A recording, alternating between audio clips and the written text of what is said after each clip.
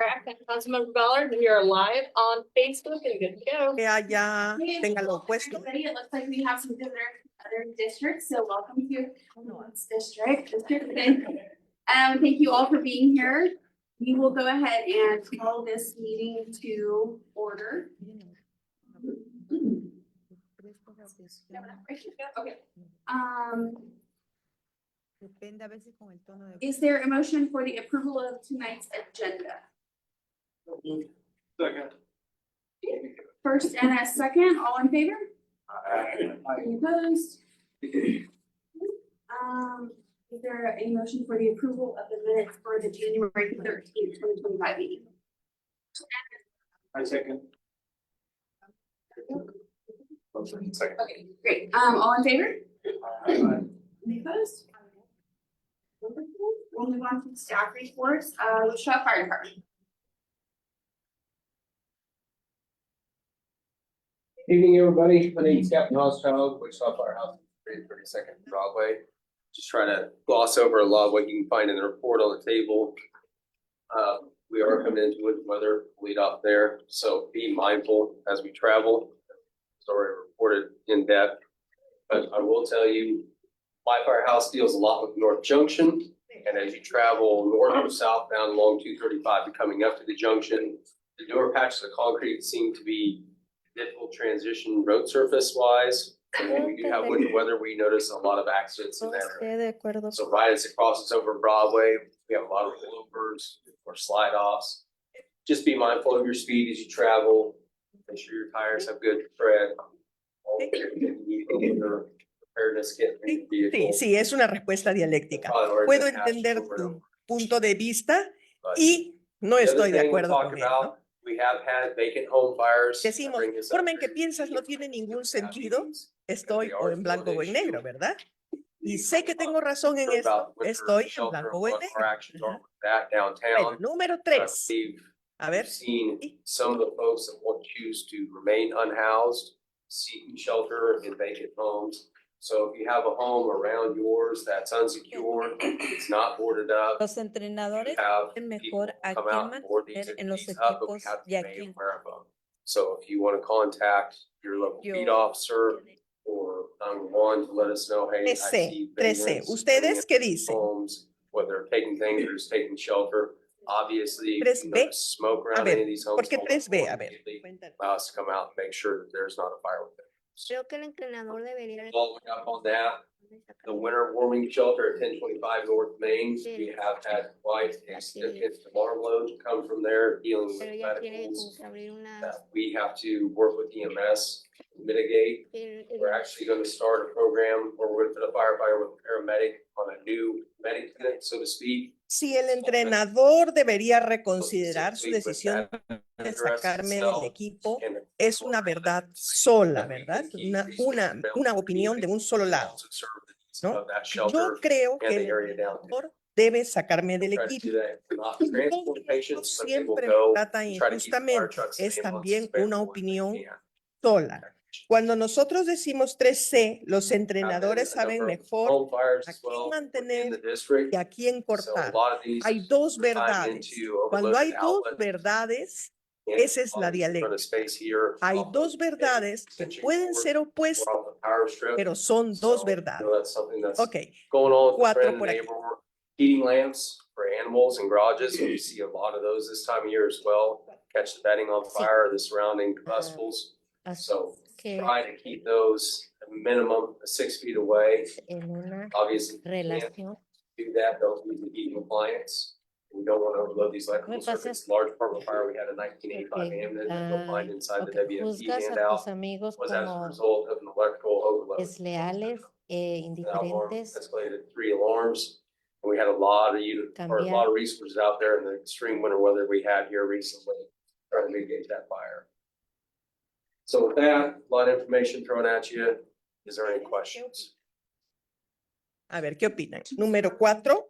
Juzgas a tus amigos como desleales e indiferentes y comienzan a cambiar de maneras que no te gustan. Thank you so much. Thank you. Have a good evening. ¿Aceptas que los intereses cambian? Ok, porque yo puedo aceptar que los intereses cambian. Ahora hay estos intereses, Ana y estos intereses. Los dos intereses son verdaderos. Si decimos juzgas a tus amigos como desleales y comienzan a cambiar, esta opinión en blanco y negro. Es mi opinión en blanco y negro. Y lo que queremos tener es una opinión dialéctica donde hayan dos verdades que a pesar de que sean contrarias, sean verdaderas. Entonces, la número, la B, donde aceptas que los intereses cambian, tienes interés 1, que es verdadero, que era el antiguo, es 2, el nuevo interés que ha cambiado. Son dos intereses que cambian, pueden ser opuestos, pero ambos son verdaderos. Entonces, soy flexible. ¿Recuerdan? Tenemos que ser flexibles. ¿Mm? So we ended up shutting that motel down and getting everyone who was there someplace to live. That was a pretty big key considering all the calls that we had out of that location. Acciones a lo largo del tiempo entre Me tú keeping y it quick, la otra I don't know persona if pueden anybody ser else- problemáticas. Does anybody have any questions? ¿Ustedes qué dicen? Today they did the. 5A, examinas una relación difícil observando cómo las interacciones a lo largo del tiempo entre tú y la otra persona pueden ser problemáticas. ¿Alguien eligió 5B? I know that they were bringing in some new stuff. I'm not sure about the Ok. explain. A ver, cuéntenme por qué eligieron B. I know that we'll have, of course, the city there to be able to take payments on everything. We'll also have the DMV there. No, we'll be there. And then there'll be next step, which they can also assist if Pero we dice have O persons por la who otra. have felonies in their background to get into. Es bien interesante, ¿no? O sea, el I y el O son también opuestos, ¿verdad? Entonces, si yo asumo que son causados por mí o por la otra persona, estoy solo de un lado, ¿verdad? Estoy en blanco y negro. Ujú. Y si examino que las relaciones pueden ser problemáticas a lo largo del tiempo, entonces sí, a veces soy yo, a veces es él. So I'm Officer Soto. Getting some kind of feedback here from like Spanish speakers. So I don't know what's going on, but so really I don't have anything. I've been gone for about 2 weeks. I was studying for the promotional exam. So I know that there was some attempted auto theft for some Hyundais. So if you have those, please try and figure Esto out es how to muy lock those difícil up. para mí. Garage or use like Y es una a clave. locking device. A veces I've even recommended putting like an air tag in there to track it if it does get stolen. So does anyone have any questions or anything for me?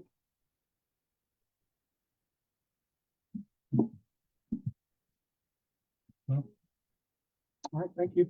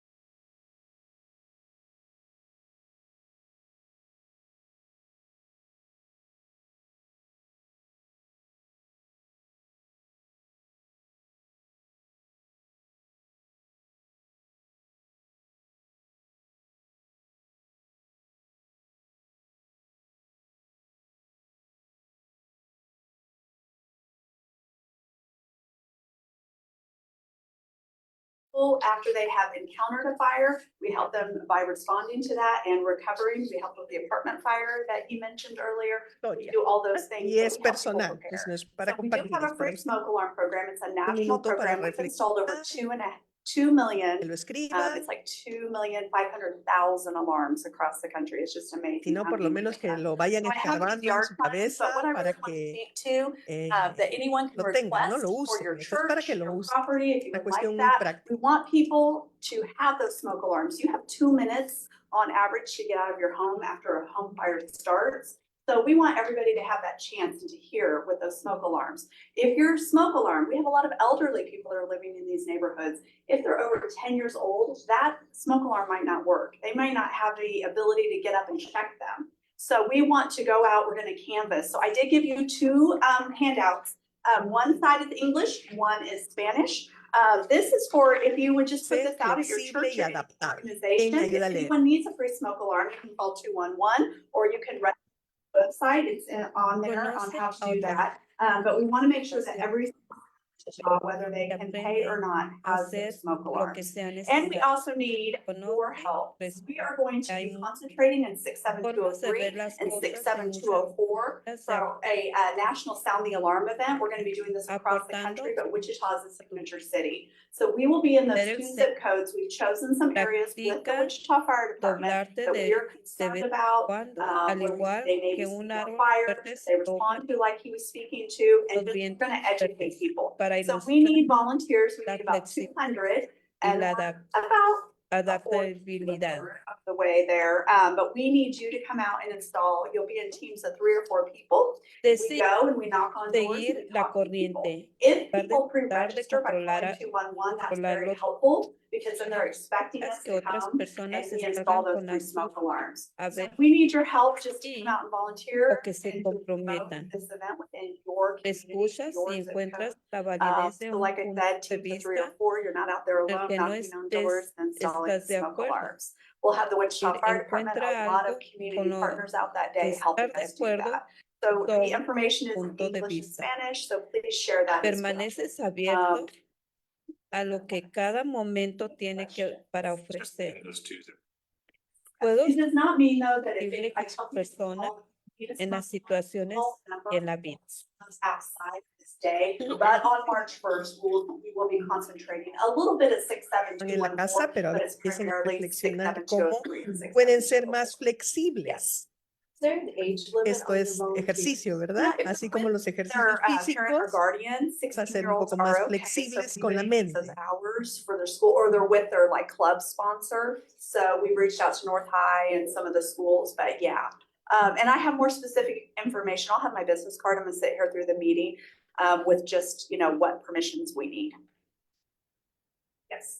Deaf, do they have deaf alarms? Yes, we have the bed shakers.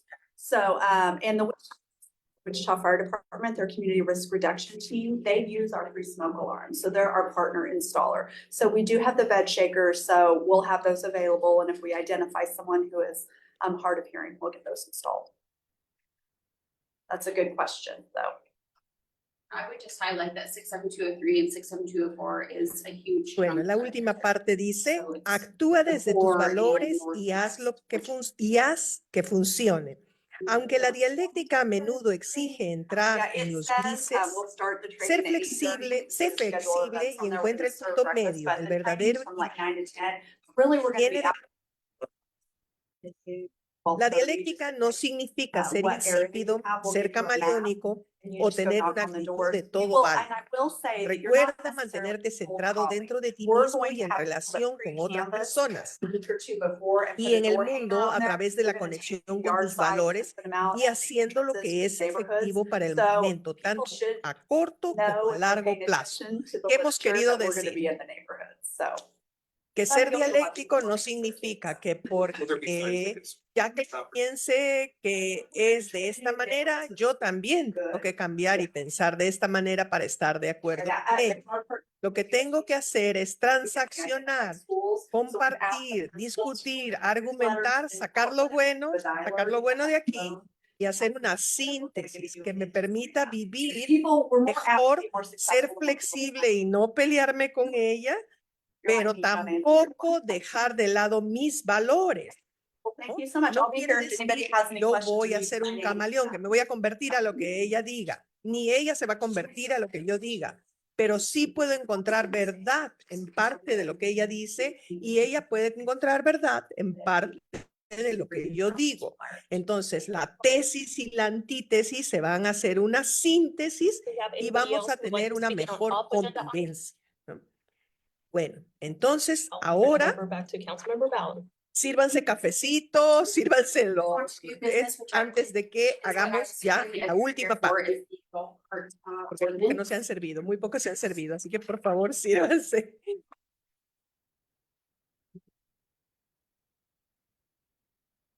Sorry. I was. I was looking at the PowerPoint, you know, No, you're good. but I don't know. I've talked about this enough. Kind of in there. Thank you for being here, Jan. Oh, good.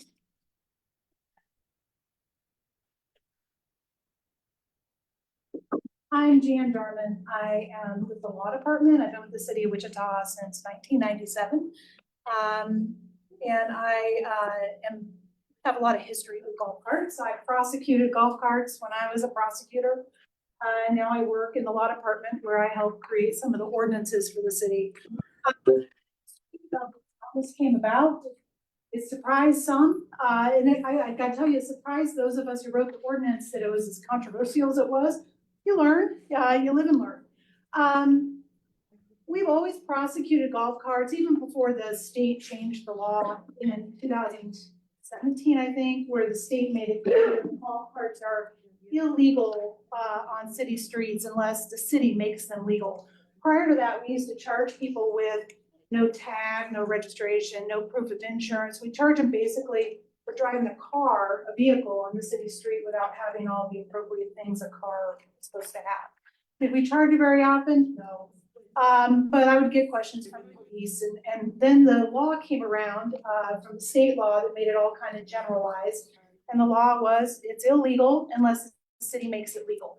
So for many years, we just didn't get around to making it legal. Spring brings with it a number of phone calls every year. I always get about a half dozen phone calls every spring. Hey, what's the deal with golf carts? Can I drive a golf cart in my neighborhood? And the answer's always been no. But if you're interested in that, you can talk to your city council member, and maybe something like that will happen someday. A couple years ago, Councilmember Fry comes to me and says, hey, we're really interested in doing something about this golf cart. Well, it kind of fizzled out just because other important things got in front of it and it didn't happen. As Councilmember Fry was leaving the city, he said, I really want to get this done. But he gave us a time frame of a few weeks, like a month, to get it done. It's just not enough time to pass the ordinance. So when Councilmember Fry left, Councilmember Johnston took over and said, we'd really like to get this done. So we are leaving from a system, from a law where it's absolutely illegal to drive your golf cart on a city street right now. And we moved it to a system where we were going to make it legal with some exceptions. And we thought, because we were making it legal, we thought everybody would be happy about it. Well, now we've learned but that good intentions, the road is gave good intentions. The people are so happy about some of the exceptions. So we've been out to all of these district advisory boards and we've been to some breakfasts, been all over the town. And we've listened to what people have to say, and probably some changes are going to be made from the original plan that we had. So what you have in front of you is the original plan. The original plan was just, that's some information that it is currently illegal to drive golf carts on city streets unless the city makes it legal. Can I get the next slide? And we developed an ordinance that allowed the golf carts to operate on 30-mile-per-hour streets.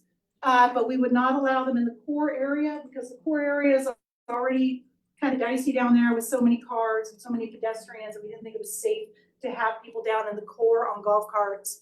There are some exceptions, by the way. If you have a parade or if you have an event, you can get a golf cart or a gator and you can use them for the events. But generally, we don't want people driving around down there. And then we defined what a core area is, because although we use that term a lot in our ordinances, We never really defined what core area was, so we thought we better do that. We said in the original ordinance that golf carts may not cross highways or arterial streets. That's one of probably the first thing that people were upset about, because obviously if you live in a neighborhood and you want to cross to use your golf club, then you would need to be able to use an arterial street to cross to go to the golf club. So that is one of the things we've heard you all on, and we are talking with council members and figuring out, we're gonna have a workshop on it. And that may end up getting changed. That's one of the things that'll probably be changed. There is a little bit of a danger to it. If you don't have lights on the side of your golf cart, and if you're crossing an arterial street, accidents can happen because they're faster streets than the 30 mph. So we're obviously worried about that, because golf carts, I've heard a lot of arguments that, well, you know, people drive bicycles and people drive trucks and people drive all kinds of things on the streets. Golf carts can be quite dangerous if they're in an accident because they're not rated for bicycles, but they're not rated for any kind of collision. So those are our concerns. Next slide. We would want golf carts to have the slow moving vehicle emblem, because remember, the golf cart isn't a heater. A golf cart can only go 30 mph or under. We would want a registration fee. We were going to do one per year, but after listening to the public, we're thinking maybe just one time. And then if you sell your golf cart to someone else, they would have to register it. So anytime you get a new golf cart, you'd have to register it. But otherwise, probably a one-time fee. And we're still debating how much that fee would be. We need enough of a fee that it will pay for the workload to the licensing department, that poor licensing department. I give them a new license every year, and it's a lot of work to keep track of all that. The reason we have licenses, though, they're the reason. It's not just people think the city wants money. If your kid is caught Vamos on a a golf continuar cart, they're not y supposed to be vamos on a the golf hacer, cart. Registration tells us who to register. desde ya les digo, la página, It no tells sé, us where the golf cart también belongs. dice I gotta tell página you, when 13, we were práctica talking, dialéctica I en wouldn't casa. have your golf cart. If we had a 12-year-old riding on driving a golf cart, this Que attorney dice said, opuestos take it. importantes para But the esperar. police department Esa thought that página, was mean and didn't want to take the golf cart. So instead they la thought, siguiente, ¿no? well, if they're registered Esa va a back ser to la adults, tarea then para we la can write the casa. adults Opuestos ticket importantes for not having a golf para cart. equilibrar. The only way you can do that ¿Ya? is if they can ¿Qué trace quiere who decir the eso? ¿Van a escribir ustedes algo? No, ustedes lo que van a hacer en esa tarea de la casa es, por ejemplo, el número 1 dice aceptar la realidad y trabajar para cambiar. Ustedes van a elegir alguna cosa dentro de la casa que esté sucediendo, que estén conversando con los hijos, con el esposo, en el trabajo, donde sea, que ustedes van a tratar de aceptar la realidad y van a tratar de trabajar para cambiarla. Son cosas personales que ustedes van a hacer. No necesitan decirnos cuáles van a hacer. Si quieren, las pueden compartir, no hay problema. Si no las comparten, tampoco. Pero la idea es que ustedes la practiquen. Porque este curso se trata de la terapia dialéctica conductual y de las habilidades. ¿Vieron al principio que pusimos que eran habilidades? ¿Verdad? Imagine how angry they're going to be when you're on a sidewalk and you yield to a pedestrian by driving through someone's yard. So we thought it's probably not a good idea to let. Enseña habilidades. ¿Qué son las habilidades? Las habilidades son cosas prácticas. Cuando nosotros enseñamos teoría, aprendemos como cuando vamos a la escuela, aprendemos. Pero cuando aprendemos habilidades, son cosas prácticas. Cuando aprendemos a caminar, cuando aprendemos a cambiar una llanta, cuando aprendemos a hacer algo práctico, lo practicamos. La primera vez es difícil, la segunda un poco menos difícil y a la tercera es ya me sale a hacer una sopa, ¿no? O sea, ya empezamos a practicando, aprendemos. Y la terapia dialéctica conductual enseña habilidades. o prácticas para enfrentar problemas. We also wanted the operation of Nosotros golf carts queremos on es streets ir a like la Drivers, casa, 18, practicar. 18 and Lexus. Practicamos una vez, And again, dos public veces wasn't too keen on that. a la And I tercera, think we probably un come poco to mejor, a agreement y that vamos haciendo fully licensed todo for eso. 16, that would be fine. The key is you couldn't have like a permit that lets you go to work and school. You need to be a full license, and if you had that, then you could drive a golf cart. And then, of course, a golf cart would have to be able to comply with traffic laws. I think that was my last slide, so let's make. Oh, well. So based on everything we've listened to, we have this is as originally passed. We are going to do a workshop on it after we gather all of the information from the DABs. We have heard from all of the DABs so far, have taken your ideas, and we appreciate that. So we're definitely willing to listen to further ideas. If you have any questions, I'd be happy to answer them. Oh, sorry. Oh, thank you. Oh, the violation. The violation is a traffic infraction. It's not a misdemeanor. It doesn't carry any jail, and it's up to $500. And people hear $500 and they think that that's a fine. Well, it's up to $500, which means the fine could be zero. If it went to court, the judge could fine zero, but probably will make it like any other ticket where you can pay it at the window and the infraction. The judge would set an amount, $20, but the problem is court costs. Every ticket's going to cost about $100 by the time you add court costs to it. We usually have pretty low fines in the city, but pretty high court costs, as do all courts across the country.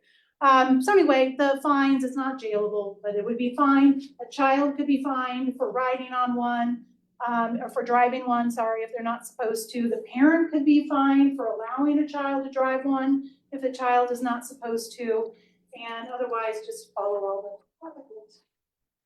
Any questions from the dad? Do we have any idea of like the kind of volume of golf carts on the streets there is? I mean, there's no. I think it's just neighborhood to neighborhood, and I don't expect that there will be a huge increase. I think there'll be a small increase in volume, but they're already driving out there now. And I think there will probably be a few more tickets because we do, I joke that we get 6 calls a year from people who want to drive golf carts. I get at least that many or more from people who are upset about children driving them in their neighborhood. And I do suspect we might write more, because we don't write really any now, because it's just not a priority. They're out trying to do other things. But when we get calls from citizens, I do suspect we will probably write tickets to children who are driving golf carts. Because that is the reason the PD, the police department, supported this at all, is because they're worried about, by the way, they're worried about safety. But they want to do what they can to get the kids off golf carts, small kids. People under 16, it's not safe. And they're driving, you have 13-year-olds who are driving with 5 of their 12-year-old friends, dripping off the back. And we got to stop that because we are one tragedy away from no golf carts. That's actually my next question is what kind of accident history do we have in the city or police action against golf carters? I know 2 tragedies, but they were on private property. Do you know about these, Martin? There was one back in 2010 where one of my coworkers at Heights, his daughter was on a golf cart. It's on private property, but it rolled over. She was 14. And again, our ultimate goal is just to keep people safe. And we had a traumatic brain injury That was 5 just- years ago, probably. No, it's only about a 1.5 years ago. Kids playing with golf cart, standing on the back, and they were trying to do dismounts off the golf cart. Started driving along and jumping off the back, and girl drives along, jumps off, and hits her head, and she's got a TBI. So, and that's something she's got to look at for life. Do you have any ordinances, or are we allowed that provide any geographic boundaries or say distances from golf courses? That is a thing in other states. We definitely researched that, and somebody at one of the last apps I visited recommended that too. The only issue I think we would see with that is you would still have upset citizens, because I know there's out in my area, I live in Northwest Wichita, there are communities that use a lot of golf carts that aren't even around a golf, like Edgewater. I don't think that's anywhere near a golf, course. So I think you would, not that we legislate based exactly on what the citizens want, but I think we'd still have angry citizens because they use them. Well, there's somewhat natural used in the ordinance in arterial street zone. I'm pretty much landlocked in my neighborhood if it's highways and arterial streets. That's sort of why we recommended initially not to allow people on arterial streets, because they would be landlocked in their own neighborhoods and they could still have their parades and they could still go to their pool, but it would be safer. But there's been an outcry that they won't be able to go to the new restaurant on 9th Street, and they won't be able to go to golf courses. They can't already, but they do. But that's the issue. We would definitely not want a golf cart on a bike path. Bike path is for exercise, walking, riding the bike. Thank you. Yeah, of course, But some people have recommended they go on the bike lane in the street, but they're too wide for a bike. They're too wide for a bike. I just think we're gonna do this, then, okay, the road, but stay off the sidewalk, stay off the bike path, like that's.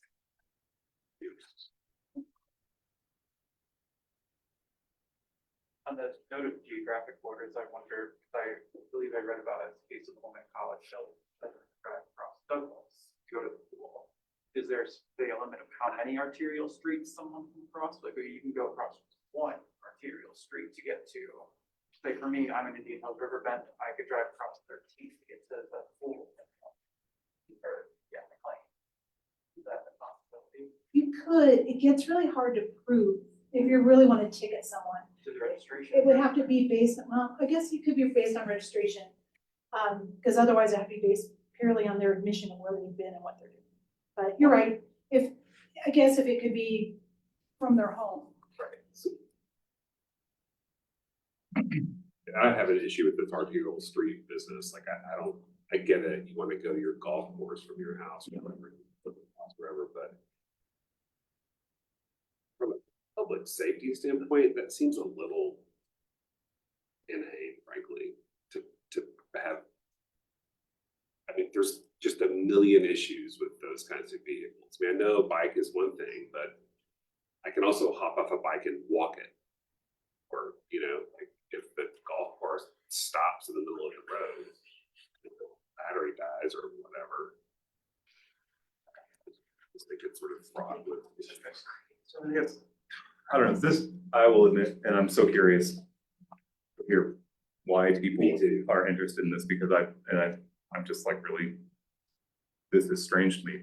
However, I think my biggest concern is combined with the way that we already preference vehicles, car vehicles in the city. We have, 21st Street is a highway.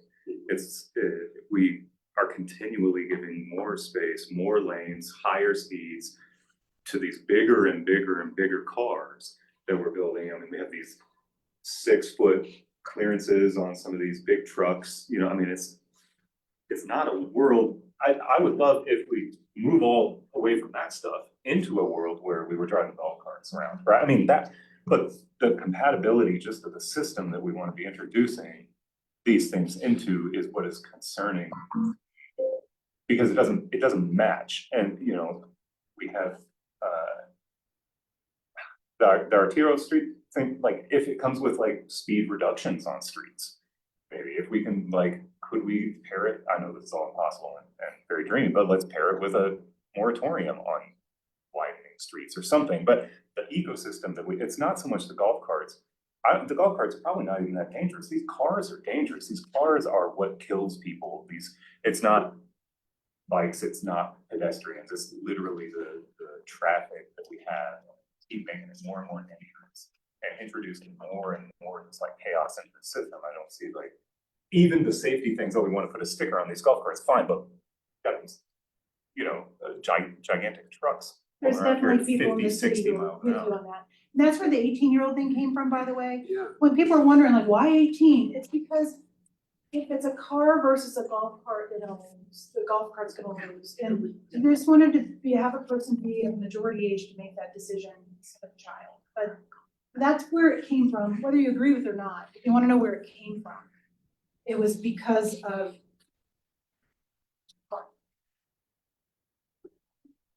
people owning cars. So, Any other questions from the dad before we open it up to public comment? All right. By show of hands, how many people do we have here to speak on this item?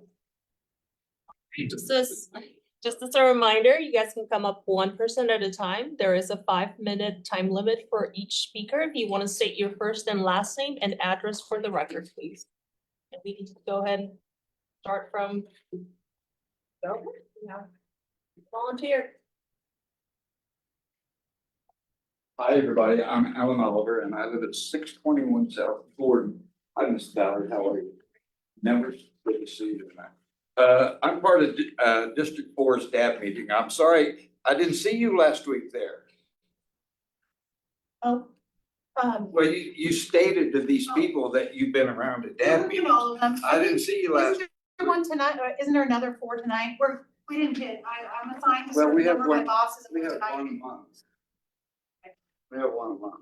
But anyway, if you can go back and show these restrictions. There you go. Let's start at the first one. Okay? They want you to put the triangle, slow moving. If you've been living under a rock, you already know it's a slow moving car. Arterial street, what is an arterial street? So 21st Street, 13th Street. Is it a street with 2 lanes in each direction? No, not necessarily. Okay. It's listed in the. Define an arterial street. We do, it's in the ordinance, under chapter 11, there's a list of arterial streets. Because Rock Road is defined as an arterial street, correct? Because it's got multiple lanes running each direction. Or because it's also in the ordinance listed as an arterial street. Once you get north of 37th in the Willow Bend area, when it busts down to one Willow Lane, it's still an arterial street. What a lot of people don't realize is there's a underground tunnel that goes underneath Rock Road in Willow Bend. Anybody here know that? Oh, yeah. Yes. Yeah, there's an underground tunnel that goes underneath Rock Road. I live right there in that area. Liability insurance, I bet anybody that owns a golf cart already, it's covered under their homeowner's insurance. So I think the thing about having liability insurance ought to be scrapped from that idea. Okay, can you slide it up? Sure.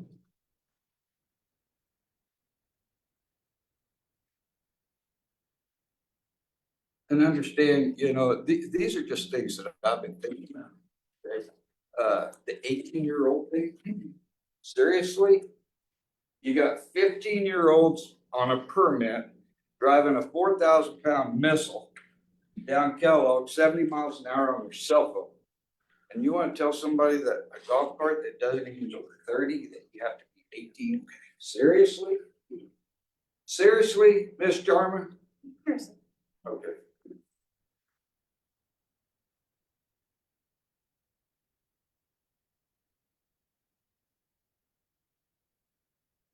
I think that's all I have. Okay, just wanted to bring some of this stuff to your attention. It's just big city government trying to get bigger. Okay, it's time to shoot it down. Sure, just so you know, on DAB 4, Dalton Glasscock asked us not to be there. He didn't need to sign anything. We did office. You and I have already had a run-in before. All right, do we have a next public speaker, please? Thank you so much. Great. My name's Steve Lackey, 2414 North Spring Meadow. I'm actually in District 5. I was going to cover some details just quickly. One is the registration fee, and you covered it. Find it interesting that registering a bicycle costs more than registering a vehicle annually. I'm not talking about property taxes, I'm talking about the price of tags. In 2010, the city council passed an ordinance to eliminate registration of bicycles. So they're zero. And so this is proposing a registration on golf carts. A fee's fine, I researched some in Texas, they're $10 one time. In some of the more affluent communities that have golf carts everywhere and allow them on roadways. The liability insurance is actually more or less than the registration fee that is being proposed. My liability insurance on my golf cart is $33 a year. So I feel like the registration fee is a little excessive. Requiring seat belts on golf carts is just impractical. You don't buy them that way unless you special order. And if you're gonna wear seat belts on a golf cart, if you're playing golf, that's impractical. And if anybody drives a golf cart on the street, they know if they're starting to lose control of it, they don't want to stay strapped in the golf cart. They're gonna bail out. Reflectors and tail lamps and rear view mirrors. Very few golf carts have rear view mirrors. The one that I have does. I've got lights for driving at night. So I think if you have requirements for driving after hours and you have the appropriate equipment, you should be allowed. I feel like the 18 limit for a driver's license is excessive. 16 would be more practical. Cannot be used on sidewalks and bike paths, and I hear some of the council or tab members say they wouldn't approve that, but I think it's important because we have members that if they can use a small section of sidewalk or bike path to get to a major intersection, cross at a signal, at an arterial, and they can get into the next neighborhood. Otherwise, we're just sequestered in our neighborhood. We can't move out of that square mile. We've got people, numbers of people that store their golf carts and sell these that need to cross an arterial to get over to the next neighborhood. Plus, we have a new restaurant in the neighborhood that's now advertising golf cart parking. Can't get to it unless you drive on a sidewalk. We have one business in the neighborhood that has golf cart parking stalls. So some of the businesses are picking up on this, and I think it should be advocated. One of the things I wanted to bring up is the Wichita Metropolitan Planning Organization they have a program called Complete Streets, and they advocate for all modes of transportation. And if you notice, downtown Wichita advocates bike lanes, scooters, e-bikes, e-scooters. And if we're just talking safety, you're mixing bicycles and scooters and traffic. I don't care if there's traffic lanes for bicycles. Go out on West 21st, 40-mile-per-hour roadway, bike lane adjacent to it, feeds right into a county roadway at 55 miles an hour. So if we're talking safety, to me, mixing bicycles and e-scooters and segways used in our neighborhood with heavy trucks and heavy cars, I think we're talking out of both sides of our mouth. I think we need to get consistent and advocate. WAMPO also advocates for going to more electric vehicles, e-buses, transit bikes, electric buses now at a higher cost than the diesel fuel. We're wanting to reduce diesel fuels, fossil fuels, reduce air pollution. Golf cart strikes at every point. You're saving the environment. You're getting heavy cars off the roadway. You don't have to put them on the roadway. You can keep them on small trails. I share every day when I go out and walk 5 miles a day. I share a sidewalk with bicyclists, people walking 2 and 3 dogs. Sir, you're out of time if you Out. want to wrap up your thought. Okay. I've lived in the Reflection Ridge neighborhood for over 30 years. We've never had a problem. We've called the police out to enforce kids on carts. That's a problem. That's the problem in our neighborhood. I would much prefer WPD fight the bad guys rather than fighting golf carts and enforcing golf carts.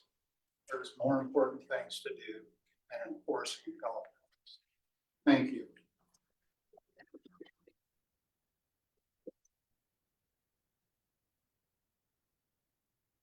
Next speaker, please. Deputy Commander, 28 North Wild Rose Court.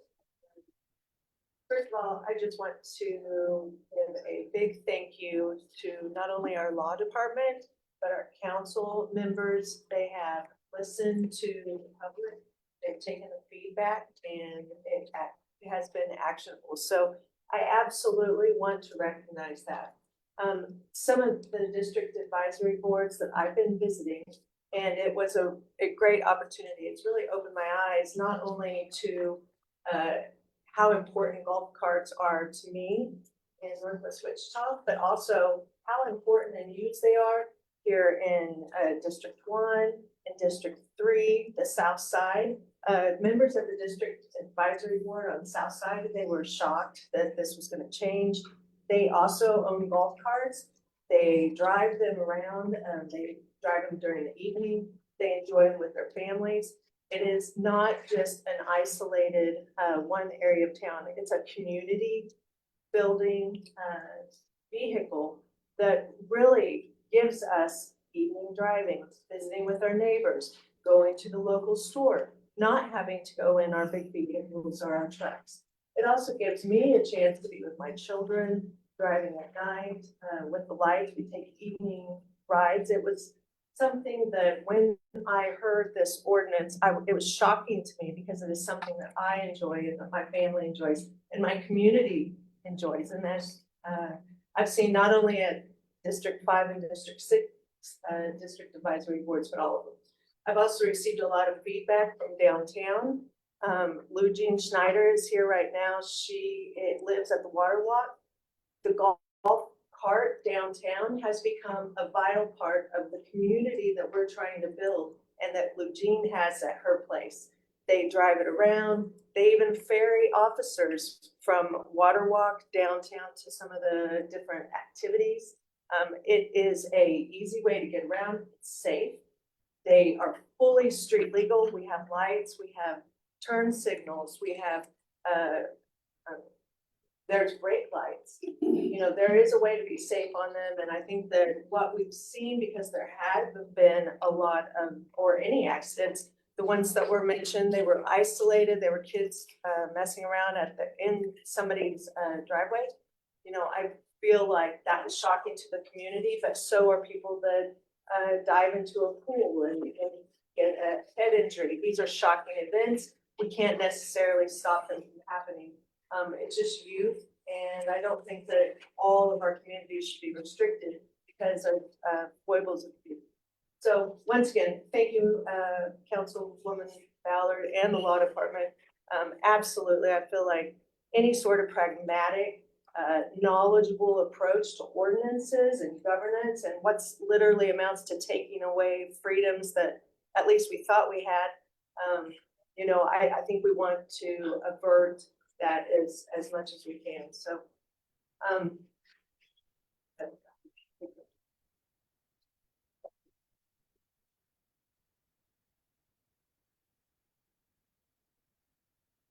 I'm Bert Ushery with Reflection Ridge Golf Course.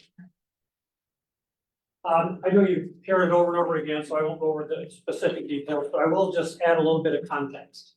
At Reflection Ridge, we have about 190 members that attend Reflection Ridge Golf Course that have golf carts. We probably have another 20, 30, 40 within Reflection Ridge that go to our pool that are not golfers. So with that, in one community, you probably have 250 golf carts that utilize that area. So from our perspective, like everybody said, we have seen, I have stopped kids coming to our pool that have underage drivers. And we have, from the golf course perspective, reached out to those parents and spoke to them, but you can't govern parenting. If they're gonna allow them to do it, then they're gonna have to face the consequences of a ticket or whatever you do. The other thing that I would mention from a business perspective is we're exempt from this. So our fleet of golf carts do not have lights, but they're not used after dark. They do cross our community streets, they don't go across our artillery. I would ask that when you look at the ordinance that lists the streets that you consider artillery, I went through that whole thing and mapped out what's around. Not every street that surrounds Reflection Ridge is on that list. So you got some that are 4-lane roads that aren't on it, and you have 4-lane roads that are on it. So I'm not advocating you update it, I'm just saying that if you're using that as your guideline, it does not capture every square mile that surrounds the golf course. I provided the councilman a copy of my notes that sent to her, and with all the golf courses in town, District 2 has 4, and you have District 5 and 4 deal with me. So I just want to caution as you restrict these. We've talked about lights, we've talked about age, but there's already traffic laws to govern that. There's no difference between a golf cart and a vehicle in some of these laws you're trying to put into this. If you're licensed, you're licensed, it's already governed. If you have lights after dark, it's already governed. The car does that. So I would just ask from a business perspective, if we were to take away the privilege of our members to use the golf carts that they have, our 50 fleet that we have would have to grow to 200. That would be an expensive thing for a business to do, as well as a place to maintain them. And that's why most people have their own, so they have that convenience. So I just ask you to consider. You mentioned that you have 250 within the reflective area. That doesn't include your fleet or reflection though. That's That's all private cars. And when I say within our community, some of those, probably 20%, I would imagine, I'd have to go back and make sure, come from outside of Reflection Ridge themselves. They now cross and have been crossing for years these other streets you talk about to come south from 25th, come across Tyler, come across Ridge, come across 21st. That's happening today. And as everybody said, there is a danger to that. But if you have to ask yourself, how often does that danger mitigate itself into an accident? People themselves are very careful. So it hasn't become an issue. I think that as an ordinance is necessary in my view, because it is against the law, and if someone really wanted to make that an issue, then I think it's the right idea. I just don't think that the way it's been written with all the restrictions is going to serve the public very well and a business. Any other questions I can answer? What restrictions do you feel like would be? Well, what I've done and what I've answered is I think, like everybody else, I think if you're a licensed driver, you're a licensed driver. That's already governed.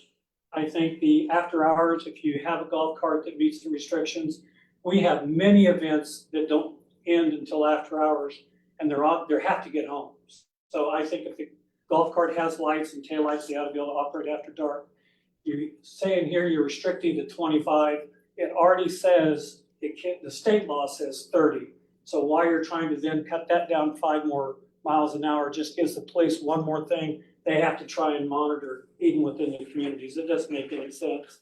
The slow moving emblem, the triangle, I mean, I'm from not within the city, I live in the city. That's primarily meant for farm equipment.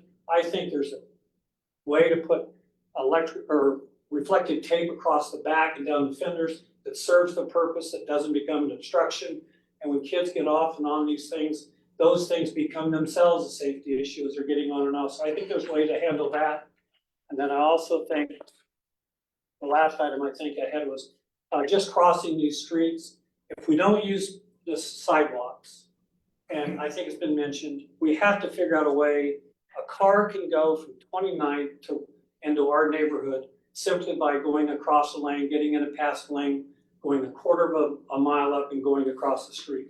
A golf cart can do the same. If they have to go to a stopped light and cross safely, there ought to be provisions thought through in how that can happen. Because if not, what you're gonna do is having police constantly running around trying to govern this, when right now it's not an issue. But more and more businesses are using these. Now, I will admit that some of these golf carts that have 4 or 5, now 6 seats in them, if they're sold with seat belts, they ought to be required to use them. But 99% of the golf carts out there today are installed with them. And if you require lights on every one of them, you will obsolete probably 10 to 15% of the golf carts that are out there today because they don't have lights on. So you would make them obsolete to the owner just by simply saying you must have lights, but still cannot operate after that. Is that anything else? Bert, are you still mayor Clearwater? I am. Did you have the city of Clearwater pass an ordinance on golf carts? We do. And restriction wise, different town, I get it, but. We're exactly what I'm recommending. The only thing difference in Clearwater, and I'm not here as a mayor, so anybody doesn't take that wrong. I'm here representing my golf cart community up here. But there we have the exact thing that I'm recommending, but we don't have a big street. We are a small community already. So, but we have in our town over 100 golf carts, and we had to do something. And so I don't disagree with the ordinance. I think it's a good thing. Many communities have them for the right purposes. I think this one just kind of a little too far out and too many restrictions. And had it passed without having all this communication, I think it would have been a real mess. Yes, sir. Are there signs around, and I don't know, because I haven't driven, but are there signs on the streets that are like, watch out for golf carts? I know that may sound ridiculous, but. Well, no, but I think that's a certain thing that could happen on certain crossings, no different than anything else, pedestrian crossing. You could have caution to all motorists, golf carts cross here, and restrict them to a certain passageway in which they could go from one major area to another. That could be done. Seems like they would just cross at the crosswalk the way that the bicycle. 119 has one. It says golf course crossing. That's the golf course is split by 119. I think it's certainly doable. Anything else? Thank you very much for your Thank time. you so much. I just have to clarify. No applause until you. Whenever we're here, just because I don't understand, whenever we're hearing how people are using their golf carts now, that's illegal. Okay, so we're describing illegal behavior now and we're trying to get to where we want to make that behavior legal. Okay, thank you. I appreciate that. 613 North Cimarron, this is my district, so hello. Oh. I'm in Castaway, so it's a new development, and so just moved into it, was at Reflection for almost 20 years, 19 years. So I've been driving golf carts illegally now for a while, 20 years, maybe longer. Never had any issues. Excited about the new expansion for the sidewalk, getting Castaway kind of connected to the rest of Wichita on the west side. Right now it's kind of, walking with water and a street. So that expansion sidewalk that's going to go on 45th. We're eyeing that with our golf cart. Have been using that area underneath Hoover to drive over to the golf course for the last year. So yeah, everybody's been using all their means to get to the golf course. They've been having their 190 golf carts, privately owned golf carts, have been housing those at storage units because the golf course can't handle those. So that's what they're doing now, or at our homes. So if you try to find out our registration based off of where we're driving it from, and we don't register it from our home and we have it at a storage unit, which is closer, that's a little hiccup you might think about. That will come up, especially in our community, you have 190 that might do that. Can you explain the storage unit? Sure, any of the storage units, they have garage storage units, so we have chargers in there and multiple people store their units across 21st, across Tyler, across 29th. Several subdivisions, wherever there's storage units, there are golfers that are looking for places to store their golf carts. It cuts down the time. It's only 12 minutes. It was 7 minutes when I lived in Reflection and 12 minutes. So it's only 5 minutes longer to get to Reflection on my golf cart from Castaway. But I want to be able to do that if I choose, or if I choose to store it at 21st Street, one would be able to do that too. We still have to cross. So just so I know this kind of ordinance came out of a surprise for everyone. And so maybe you guys don't have an idea of what the kind of uses after hours, like what we're talking about. So we have women's golf club, or women, I'm talking the women's side. We have women's club. So we have ladies' night where we play night until like 9 o'clock at night.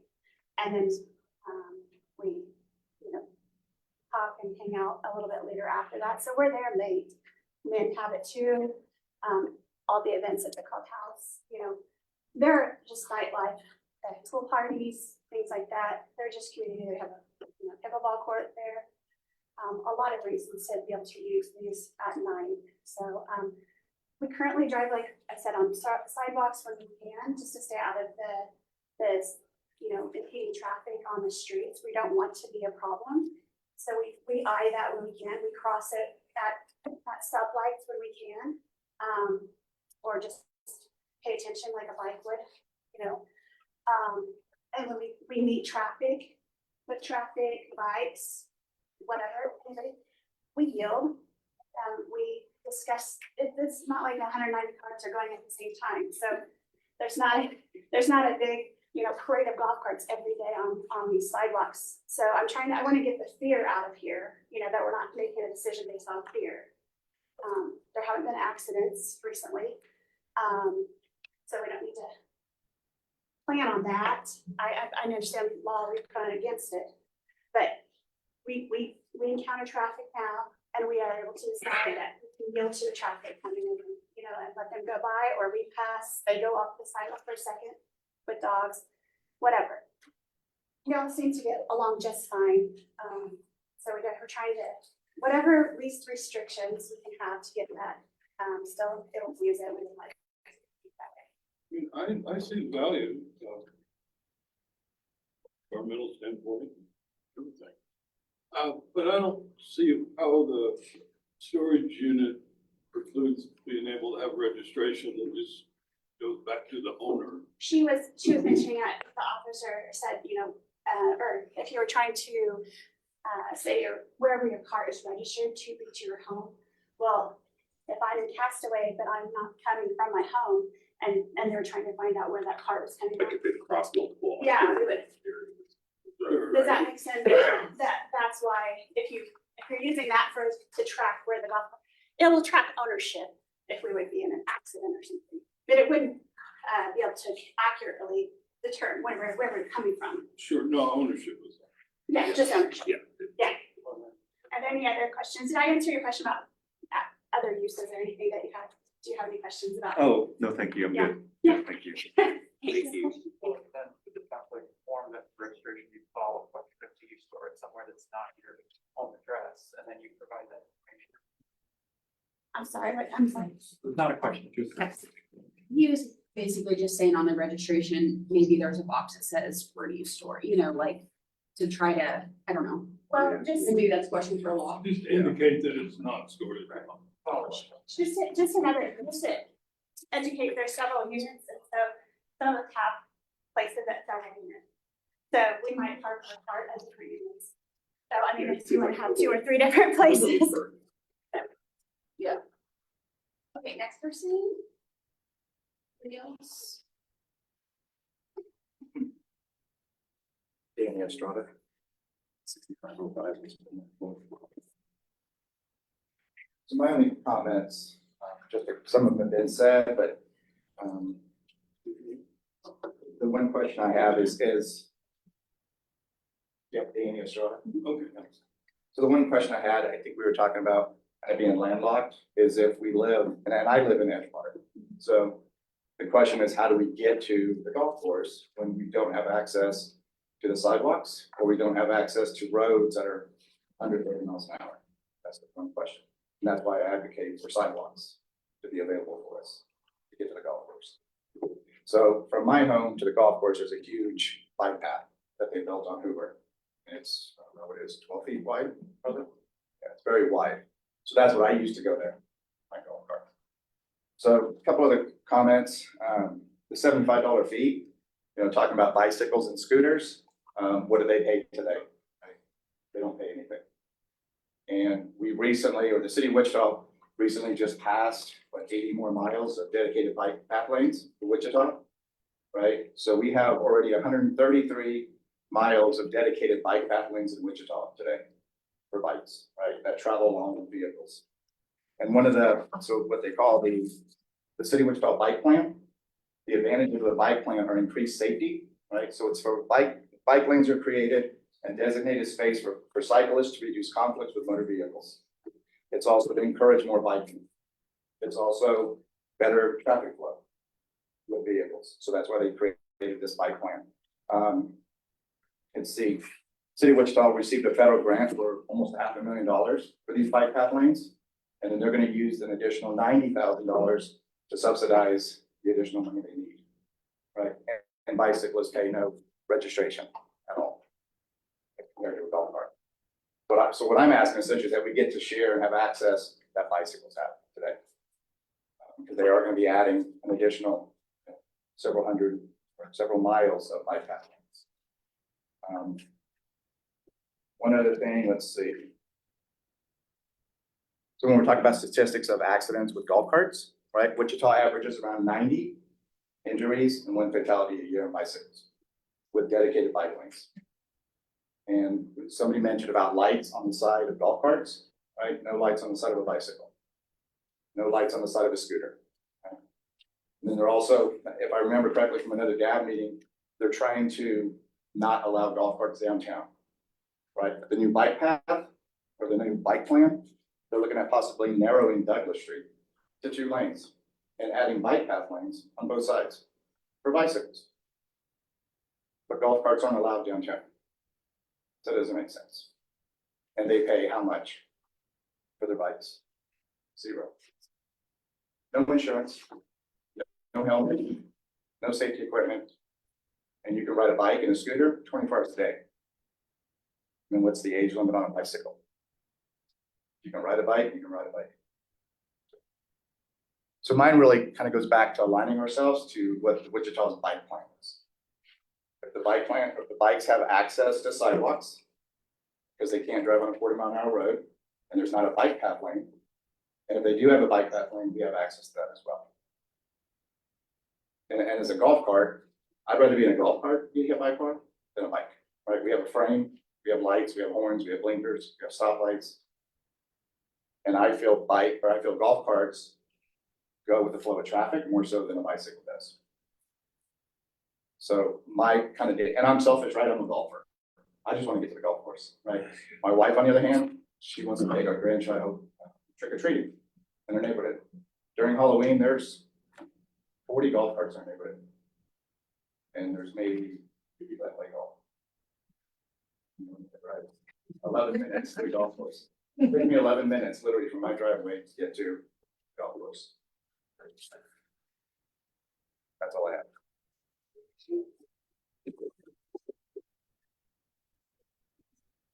Yep, fair, I mean, bicyclists are commuting to work. Went from where they live to WSU, I mean, it's a different use. Why the bike paths? Well, established the way that we go. Yeah, can I ask a question? Okay, so I think virtually almost all of us that are here talking about golf carts have worked our lives. We're retired now, and we choose to spend our time playing golf and going to the pool and playing tennis. How is it that the city can make a value judgment that's not a good reason to use a vehicle, but riding a bike to work is?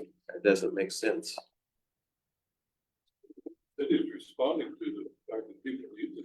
They're trying to make some kind of regulation that works for everyone. But it's not. wait till the last DAB meeting, I'm not sure the district is on Broadway. There was a man there that had he's trying to buy a fleet of golf carts for his business. Because it was easier to trust, that's what his issue for his work, but I think we're. And that makes me golf, golf course at all, foundation of golf, I mean, clothes now, so. Just to let you know, it's not just, there's other work related issues. Well, yeah, and we've got any big music festival. Yeah. All right, you're good. I mean, I don't think bikes really need to be on the sidewalk, so that's. No, I don't either. It's I understand that. disappointing that this didn't roll out a little bit differently, Yeah. that it wasn't asked for feedback in front and now we're doing damage control, if I'm being honest. Actually talking to the people that it will affect. So I will apologize for that. I did not take the lead on this. I actually don't know. But I really appreciate all of you, of course, that are in District 6, but they continue to go around to all of the DABs to make sure that all of the DABs are hearing the same information or making sure that they're hearing, it's just hard when it's really important to District 6, but maybe not in some of the other districts. So I appreciate all of you that have taken the time to go and sit through these meetings and share all of your comments. So it's helpful for us. And again, I'm sorry that we're doing this a little backwards. So anyway, go ahead, Brigitte. Well, thank you so much for hearing this. And my name is Eugene Snyder, and I live in the core. My husband and I live at 515 South Main Street, which is Water Walk Place, and I am also president of the Water Walk HOA. And we have lived at Water Walk for about 11 years, and we love it. And we have had a street legal golf cart for 9 years. And we use it to go over to Century 2. We go to the monthly Thursday night movie over at the Orpheum, the restaurants, Farmers Market, NASCAR Park, Interest. We go all over downtown. Honestly, in 9 years, I've not seen another golf cart downtown. Now, there may be, I just have not seen it. You do see a few golf carts at Riverfest and the Chili Fest and everything. We have never encountered any problems. We have given a few officers and security people rides when we had the NCAA tournaments. They need to get over there, or during Riverfest. We recently discovered what everybody else did, that our golf cart, even though it's electric and it has all the bells and whistles, and we even have seat belts and lights and signals on ours, that it was illegal. So here comes this ordinance, and you start reading through it. I understand a licensed driver. I really think a person ought to be licensed, because I know 22-year-olds in this town that do not have driver's licenses. So the last thing we want is a 22-year-old who does not have a driver's license on a golf cart. But we discovered that they didn't want golf carts downtown, that we were going to be discriminated against. And so that is why I am here. We take our golf cart at night and we go over to Larkspur someplace. We do not use a parking spot. We encourage people to live downtown. We encourage people to eat downtown. We encourage people to go to music theater. But we also know that we are limited on parking. We don't park on the sidewalk, and we don't park in a parking spot. But there is generally a great place that a golf cart, you can back it in and it is out of the way. And so I even ran into the chief of police the other day. He lives downtown in Delano. And I asked him, have you seen any golf carts? And he said, no, I haven't seen any other golf carts. So I would ask you to reconsider I feel like we're discriminated against in the core, that I really feel like that traffic is slow, and especially in the evening. I mean, we know there's not that much traffic downtown. We are begging people to come downtown and go to music theater, to go to those restaurants. So that is why I am here, to please reconsider discriminating against the core. And as far as safety, I live downtown and there are scooters all over downtown. And I really think we need to figure out how they have to enter in their driver's license number. You can do everything by data.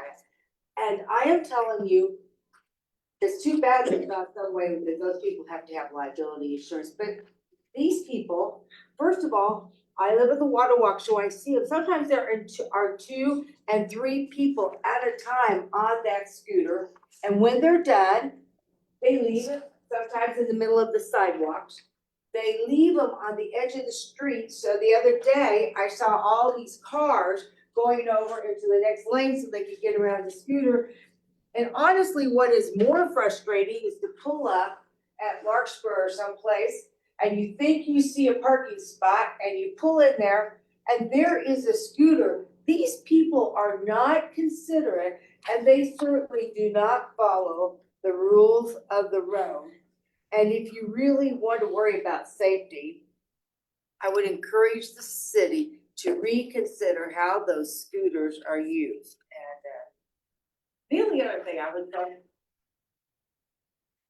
I grew up on a cattle ranch and I had a permit at 14 and I could drive an F-450 diesel dually with a 36-foot stock trailer and go to the sale barn 60 miles away and back it up and unload my cattle. So there are a lot of people who do have permits that are probably qualified to drive a golf cart. That's impressive. Yeah.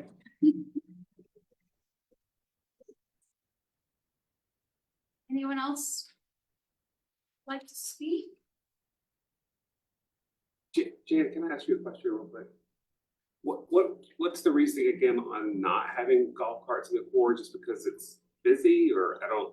I think a couple things. It's busy during the day. During the Maybe day. not so much at night, but also the more you hear this is that everybody just wants golf carts all over. And I think we're trying to keep them in the neighborhoods because there's a reason that car companies have certain ratings on their vehicles and reason that if you get rear-ended, you survive. And that if we have a free-for-all where everybody can drive a golf cart wherever they want, whenever they want, it will be different than the folks here who are driving them to their golf course and driving them in their neighborhood. If there are golf carts everywhere as vehicles, it's counter to everything that car companies, not car companies, the US has tried to force car companies to do. So that's why it's a number of people and it's trying to keep it from becoming a normal mode of transportation where everybody's using them. And it's dangerous. Councilmember Ballard, we do have someone on Zoom who would like to speak. Vince, go ahead.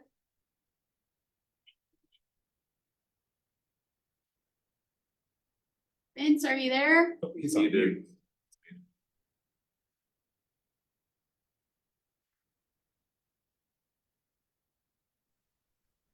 Can you hear me now?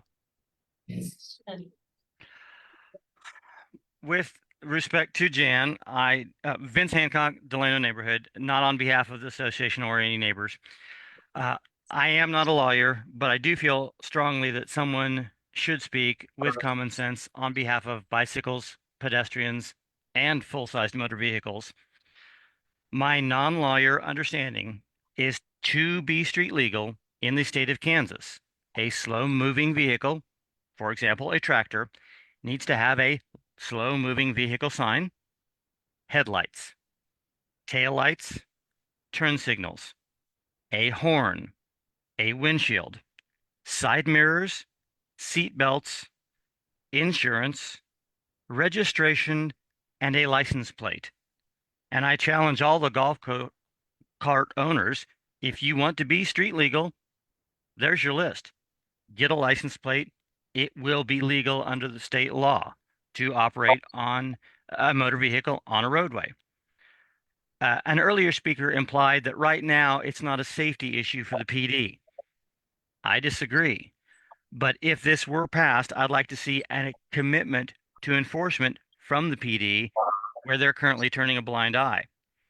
Specifically in District 6, we are currently seeing dangerous behavior where motorized vehicles wheelchairs are being ridden down city streets instead of the sidewalks where a wheelchair is supposed to be.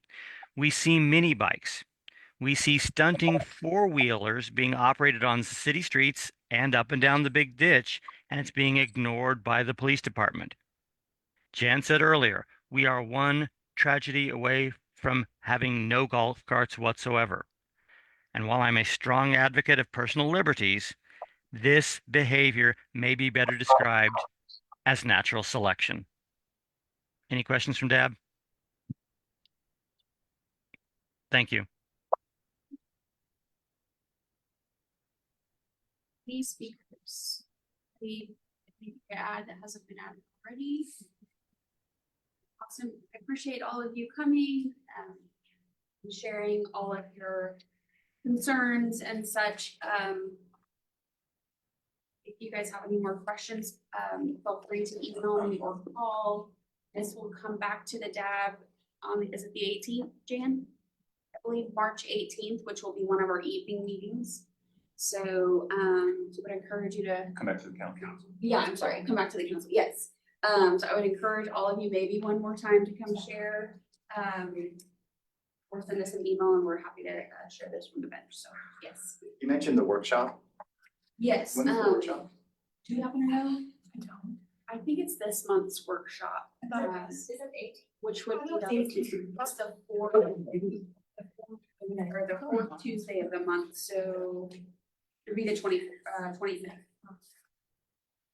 Yeah, I've got a question. You mentioned UTVs that aren't necessarily like John Deere Gators. Does this ordinance speak specifically to golf carts, or are certain UTVs included in this as well?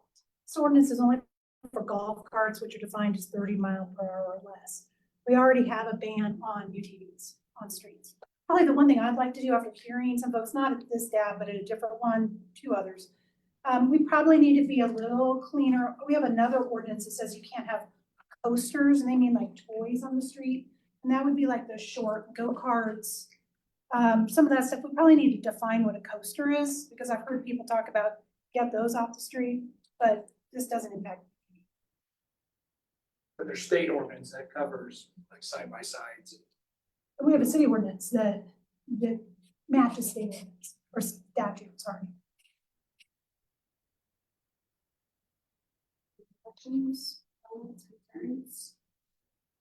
I have a question, as I don't need to be provocative, but when people buy a golf cart, and maybe this is well for anyone, but do they receive any literature on where they're allowed to drive it, or are these retailers just like, have fun, good luck, hope you don't hit a kid or whatever? I mean, I can answer that.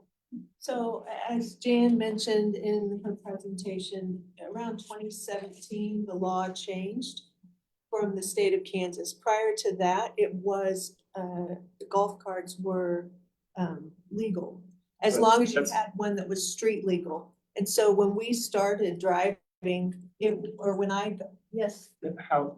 We disagree. I mean, we just had the disagreement on that. And people are using the word street legal. Right. Actually, for once, Vincent, agree with Vincent. Mark this down. You're not street legal. Dale Goder, if anybody knows Dale Goder, the only street legal golf cart I know of in this town, because street legal means tacked. Yeah. Not lights, tacked. And he's the only person, I don't know how he did it. I don't either, but I would see him going down 13th Street. I was like, Yeah. hold on. But otherwise, people, street safe, I can understand if that's your argument, but they're not street legal. I think golf cart is. Sorry, last question. Do we have, like, is there any idea of like how many tickets have been issued on golf cart usage in the last? I can tell you as a police officer for the last 32 years in the city of Wichita, I've never stopped or cited a person in a golf cart. So, but I will tell you that I've had complaints. I was the supervisor over this community policing unit, Patrol West, and we dealt with complaints after complaints after complaints of people going from their neighborhood, from their houses to their pools, and kids on them, and kids driving recklessly. And that's what we deal with. And then, that call may hold for 3-4 hours, and that kid's, in bed by then, by the time we get to go out there. But We deal with the back complaints, but 32 years never stopped the golf. I'd also say if they call me and say, Jan, what should we write? We're getting a lot of complaints. If they wrote it right now, they'd write a misdemeanor. It'd be a no proof of insurance, which is a misdemeanor, a no tag, driving without a tag on the road. And that just seems harsh. So, and they don't have time. So we haven't been writing misdemeanors just because it's a lot for a golf So cart. I guess my question ultimately is this, are we trying to solve a problem that's not existent? Yes. That's it. Exactly. State law says you can't have a society where the state makes a law and we just say, heck with it. If people are gonna drive them on the street, then we need to change the law.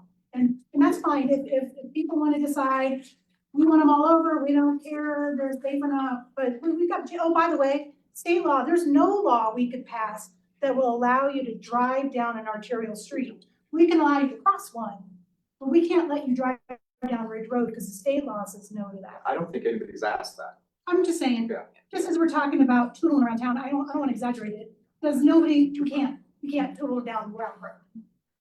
How in the world did they get scooters on all these arterial streets? My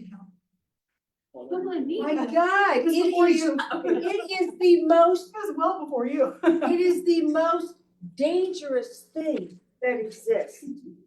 Do you think for all of you that live, you know, in an HOA where that's some of your means of entertainment by whether going to the pool or golf or whatever, do you think, depending on what, well, it doesn't matter, I assume that something will get passed, that is a good opportunity for us to come out and make sure that everybody's educated, kind of going into this, like, hey, before it was illegal, not everybody understood that. Your kids can't be under 16, like, just to make sure that everybody understands and kind of like a level playing field, like, these are the rules, you choose to do with them what you want, but these could be the potential consequences. I mean, do you think that would be beneficial? Or would that be beneficial to come to reflection and make sure that everybody understands, depending on what is passed, or is that just a waste of time? Well, The last thing I want is for somebody to call us and be like, we just got $500 ticket and we didn't know anything about it, which I know that's gonna happen anyway, but I feel like if we try to educate people as far as whatever's passed, I mean, what do you think the best way to get the information out to people? And I know that is really difficult. Yes, sir. We have a HOA Facebook page, and we've been placing the notices of these meetings on that page, and we put the ordinance on that page as well. Okay.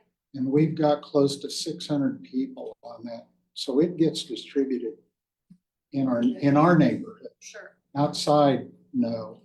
And I'm happy to share, you know, whatever that looks like with the other HOAs. I'm not on all of those pages, but I just think it's important that, you know, whatever is passed, we try to get the word out to as many people. That way they're abiding by whatever the rules might be, and also people are educated. Answer his question. He asked if we were given something when we bought our golf. No. You just buy your golf cart, or sometimes you're left with the house and you buy your house and you have a golf cart. So there's a lot of different ways. I mean, but you just have a golf cart and over the last 30 years, you never drive it. I think two things will happen here. Once this is passed, if those that have a golf cart are required to register it at that time, I think at that time, the city can make anyone who is aware and registers a golf cart what the current law is. I think no different than if you buy a car at a car dealership, the city probably needs to approach the people who are selling them commercially, not the people who are selling back and forth their own, and make it a requirement if they sell one, they have to hand them this pamphlet that says, here's the laws regarding the golf cart. They don't know if they're buying it, and they're taking it to Goddard, they're taking it to Clearwater, they're taking it wherever, they're just buying a golf cart. But at least if they're a steward of the city of Wichita, they would say, here's the Wichita requirement, if you could get them to do that. But I think as this passes, and I believe an ordinance will come out, then that will give notification is probably going to be published through, like Steve said, through all the HOAs. I mean, I talked to 2 golf courses yesterday. They didn't even know this was even a deal. And so I gave them the information. So once it comes out, you need to go to the golf courses because that's gonna be a big impact for a lot of people involved in this. And I have a pool and I have a golf course, so you can reach out to us and we'll communicate through our HOAs. But as far as right now, I would be willing to bet you may have had 200 people at these meetings. That's the only people who really know about these even now until it passes and somebody finally gets pulled over and they, for whatever reason. But once it's passed, I think then you can communicate through registration. Wonderful, thank you so much. Any other? Well, I was just gonna make the comment, I don't know if you get any education if you go to buy an e-scooter or a bicycle or anything else, so I'm not sure golf carts are abnormal in that regard. And I think that's pervasive problem. Seems like maybe there should be some education. Well, To your point that you made, for the question you asked about why this is coming up, that question has been asked by a board member at every single DAB meeting. Why this came about, what are we solving a problem? It's like, no. I mean, I get that it's currently illegal and there's a reason to maybe make it legal. Okay. Also don't think that we need to necessarily make it overly onerous on the city or the user. And I think that it's different in different parts of the city. It's completely different where I live to think about driving a golf cart around over in the historic district by St. Francis. You die. You know, like I get it in your neighborhoods where it's like, it makes sense to me. I also have questions about the downtown thing. Like, does it make sense for that to be allowable after dark or, you know, after in the evening? I don't know, like, is there room there for some sort of more open conversation about what could be done? I don't think anybody's, I don't know, it just seems like there's gotta be a way through here that isn't the hammer and also isn't just the wide open gate necessarily. At JB's DAB meeting, somebody made the comment and asked the question if Auburn Hills is a city-owned golf course. And it is, right? And they just recently passed and allow private golf carts to come to that golf course now. And how do you get to that golf course? You have to come down, 135th, or you have to come down a sidewalk. And it's a city-owned course, and they're charging people a trail fee, right? So even though we have our private cart, we pay a trail fee to bring it to the course.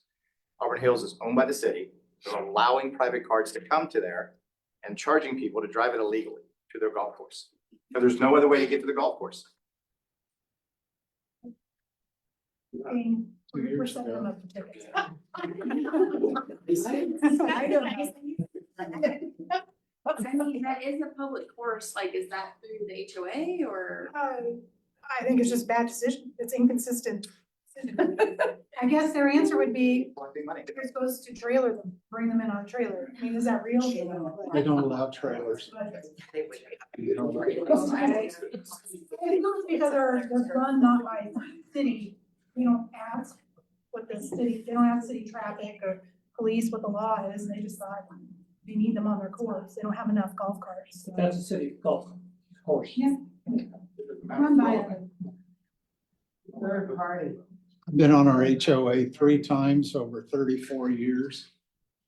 And our community police officers, and I'm not naming any names, pointing any fingers, but I'm telling you, when we had them out, all our issues have been kids on carts. And they have consistently said, we don't want to enforce the law. We'll come out and respond if we can get here in time.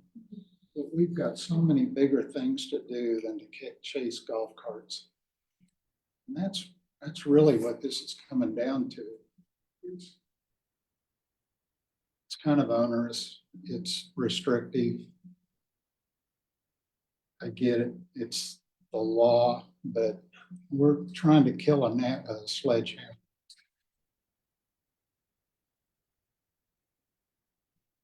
Okay. Anybody else? Okay, thank you guys all so much for coming. We will move on to zoning 2024-0006.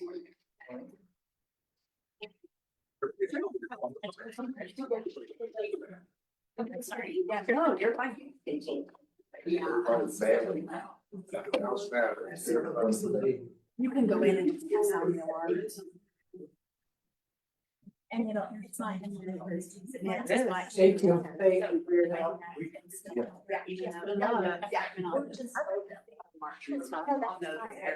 Yeah, it won't take away. It'll start to factor in. Yeah, it's year round. I agree. Okay, can we,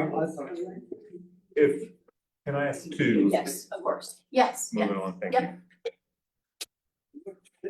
But, okay, we're not. Thank you so much. Christina, go ahead. All right, thank you. Good evening, everyone. I'm Christina Reed. I'm with the Planning Department, and I'm presenting our only case tonight. The case number is zone 2024 00061. So for this particular case, the applicant is requesting a zone change from single family to multifamily. In particular, it's called MF18. This property is 2/3 of an acre in size, and it's located at 1608 West 51st Street North. It's currently developed with a 4,000 square foot building shell. And I learned from the applicant, it was previously a single family dwelling and a garage space. And the applicant is requesting this zone change in order to convert the building into a triplex or 3 dwelling units. And eventually, and we're talking like years down the road, the applicant hopes to construct another triplex on the site for a total of 6 dwelling units. MF18 is the most restrictive zoning that allows exactly the number of units requested by the applicant. And in fact, they were the ones who came forward to us and said, we want to implement this protective overlay to restrict it to 6 units. So because normally, if it didn't have a protective overlay, it would allow up to 11 dwelling units. There would also be some changes to the development standards, such as like how wide the lot could be, the setbacks on the front, back, and sides, as well as a maximum height. And so that is a table that's listed in your staff report here. However, they will have to adhere to something called compatibility standards. And this is when you have a zoning that is less restrictive than 2-family zoning. And this is to prevent something really tall from being really close to another, single family house or something like that. So those are compatibility standards. And then they'll also have to implement screening and landscaping. And that is also to continue the harmonious development of the neighborhood and to prevent harsh views from some of the single family or 2-family lots that are nearby. Parking requirements, the applicant shall provide, I don't know why they say this, 1.25 parking spaces per 1-bedroom dwelling unit, and then 1.75 spaces per 2-bedroom or larger dwelling unit. 1.25 must be the top one. Settle down, Tom.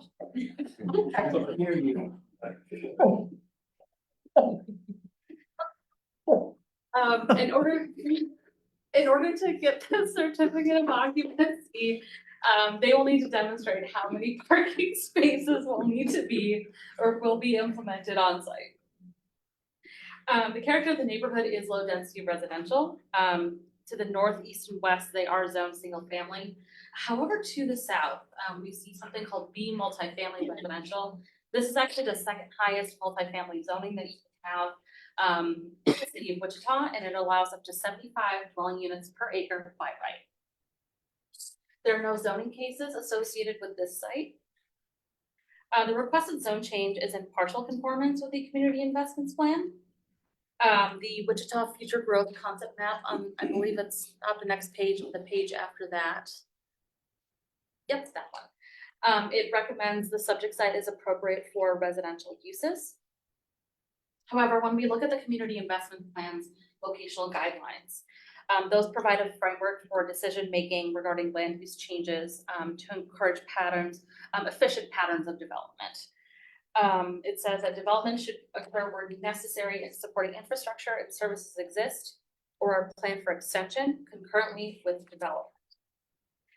This site actually does not have access to municipal sewer or water. which may put a strain on the existing infrastructure. I have had a conversation with the applicant, and he understands that the number of dwelling units that are going to be on the site is actually limited to what the septic system allows and what the wells allow for that site. So he is understanding of that. He also has a contact information for the individuals who can help them if they want to get the water line extended for the entire street, because the entire street does not have municipal water or sewer. So planning staff is recommending approval for this application, subject to a protective overlay, which reads that the site is limited to a maximum of 6 dwelling units. This recommendation is based on the golden rules. I still have not received any comments from the public on the requested zone change. This did go to the Metropolitan Area Planning Commission on January 23rd, and it was a consent item. They recommended approval. The protest period has actually already ended, and there were no protests received for this particular case. The applicant is online and is able to answer any questions that you guys may have or that I can answer. And this is just an idea of what it currently looks like. So with that, I'll stand for questions. Go ahead. Anything from Deb and then go to public comment. Okay, just to clarify, the occupancy is limited by the services, the capacity of the services that are available there. To begin with, is that, I assume that the 6 unit already accounts for that? Or is what the predictive overlay bigger than? Yes, so planning staff is recommending a maximum of 6 dwelling units. However, when they go get their building permits, they'll go through a lot of different processes, including water and sewer, and water and sewer can say, no, I'm sorry, but you just don't have the infrastructure for this amount of units. Granted, I don't know what their calculations are based on 2/3 of an acre, but I'm sure that's a conversation that he'll have to have with water. So those aren't related yet, but it doesn't really matter because they'll get hitched up by it eventually. Right. So like also fire code and building codes, those supersede anything that planning suggests or that. Hello. Sorry to interrupt here. I do have something to add to that comment. I was in conversations with KDHE last week, and I was informed that due to it being on septic, I am limited by 2 units only. So I would have a maximum of 2 units after receiving this information. And also just a slight clarification on the sewage and utilities on the lot. Water is available to all the neighbors, just not the sewer. Thank you for clarifying. I'm sorry about that. Thank you. So, yeah, just real quick, Eric, since you said you're now limited by 2, then the plan is just to take the existing structure and make a duplex? Exactly. And that's what I'm limited to. Just because of the spatial restrictions associated with the septic system and the lateral field that's required for that many bathrooms. Staff, would we need to change this to TF3 or would this? Sorry. You do have that option of making that recommendation. Ultimately, MAPC or any governing body has the option of recommending a less or a more restrictive zoning district. You could recommend MF29, for example. It would have to be something more restrictive than MF18. You do have that option. Any other questions from the dad before we open it up to public comment? Okay, any questions from public comment? This isn't my neighborhood, but we're kind of dealing with the same thing. Somebody wanted to put the sewer line in our neighborhood, which means every neighbor, like I had to pay $47,000 just for it to cross my area. So same thing in this situation, if they do decide to go with the sewer line through there. I'm not entirely familiar with the process, but I think that there's some specials that are involved. Yeah, $47,000. I could chip in here too. So I talked to the city utilities, and they said that the nearest sewage line isn't until Meridian Road. So they said the cost and size of that undertaking is infeasible. So that's out of the question. So I will be adding a septic system for the 2 units, and it'll be on city water.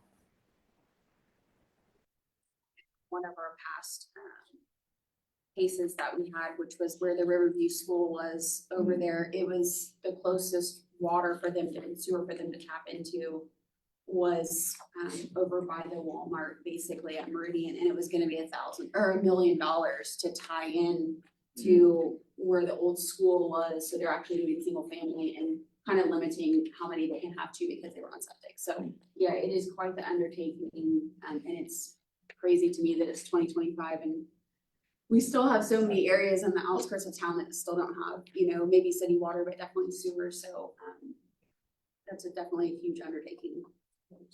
I know, it's. So from your deal, a duplex, two house can be on a septic tank. Correct. One septic? One septic. Any other questions for agent applicant or Christina? Doesn't exist. Do you guys have any other questions? Win. Would anyone like to entertain a motion? I'll make a motion to approve NF 29. No, sorry, you can't approve a less restrictive. You'd have to approve a more restrictive. More restrictive in my opinion. MF 29 allows more dwelling units than MF 18. Yeah. So you want to do the So the TF3? TF3 would be the next one. Okay. I'd make a motion to approve changing the zones. And at Washburn. Okay. Sorry. Hipper Gable Grove. Hipper Gable Group. Apologies. Sorry. For any of the new structure. For any of the new structure. What were the syllables that you just said? What did you say? So Washburn Amendment. But then what happened after that? I heard it. Hip or gable roof. Washburn Okay, thank you for saying that much slower. and Washburn Milford, sorry. Yeah. Yeah. Yeah. Is there a second? Does everyone understand the? So for discussion purposes, you're limiting the number of structures then available in the future. Yes, the duplex GMP goes and adds a more, like a couple more septic systems. It's like, all right, now I can put more units on here and we can have that conversation. Is that? Yeah, well, okay, so what's the problem with nothing changing with the amendment? Like, he gets 6 units, the zone can take 6 units, but it doesn't really matter because the sewage can't.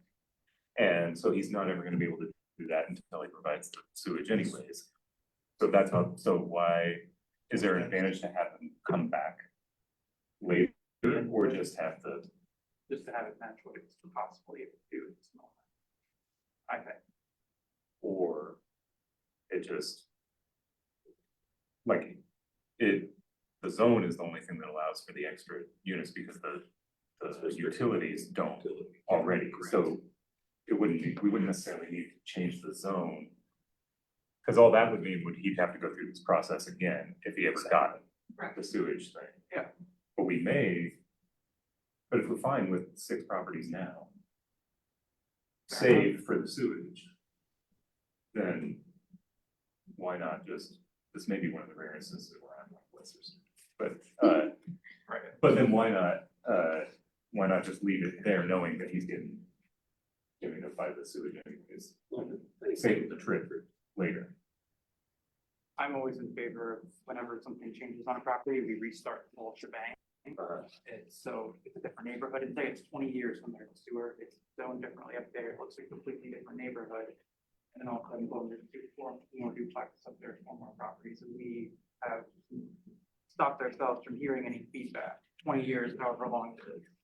You know, the cleanliness, it's a nice bow. It is a nice little Yeah, bow. okay, I understand. And we're not trying to stop any future neighbors from providing their feedback should the nature of the property change. Mhm.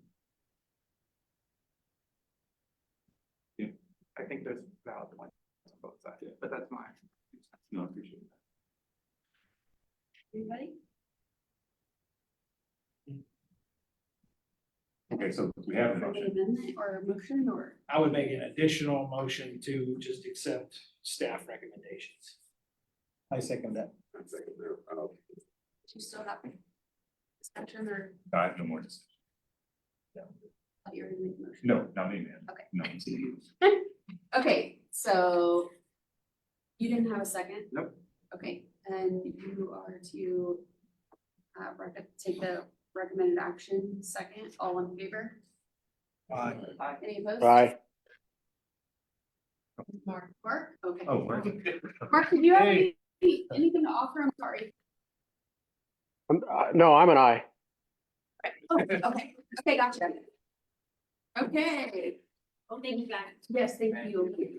Thank you all so much. I would just, a couple, comments. Our next meeting is on Monday, March the 10th. As of now, we don't have any zoning cases. And I'm gonna be in DC, so if you do have some zoning cases, I imagine that Anna will be, leading the meeting and I'll be joining online. If we don't have we drop it to April, so be watching your emails for that. I think most of the other things were already suggested. Anna, did you have any, anything that you wanted to share? No, not at this time. Just remind, board members, it's getting ready for reappointments. If you guys are still interested in continuing to serve as a DAP 6 member, just let us know. You can shoot Maggie an email, Councilmember Ballard an email, or let me know. There's also a meeting this Wednesday. Hazel Stabler, our school board representative, is hosting a meeting to share information about the school bond. And then at St. Andrews on the 18th, they're also having yes and no that will be there to participate in a moderated discussion for the school bond. So would highly encourage you guys to participate in those or do your research and make sure you get out and vote. When is the St. Andrews thing? The 18th at 6:30, That's a moderated forum. and we've invited Riverside, North Riverside, bunch of other neighborhoods, so it's probably gonna be a very nice church that evening. Okay. Okay. Is there a motion to adjourn? Motion to adjourn. Second. All in favor? Aye. Right, thank you guys so much.